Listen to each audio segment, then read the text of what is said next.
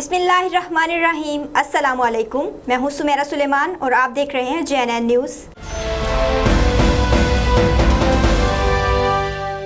Petrol चोर अमीरजादा जिसने कई लोगों की जिंदगी दांव पे लगा दी। वीडियो में आप देख सकते हैं कि किस तरह एक कार में पेट्रोल भरा जा रहा है और उस कार के सामने एक मोटरसाइकिल आता है जिस पे 2 लोग सवार हैं। इसी असना में एक मेहरान कार जो कि पीछे से आकर दूसरी तरफ खड़ी हो जाती है कि तब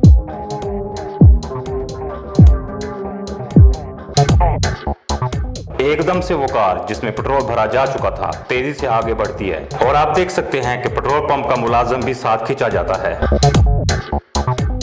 और आग लग जाती है। आग लगते ही हर तरफ अफरा तफरी फैल जाती है। इस कार वाले अमीरजादे की इस हरकत की वजह से कई जिंदगियां दांव पे लग जाती हैं। दोबारा इस वीडियो को गौर से देखें।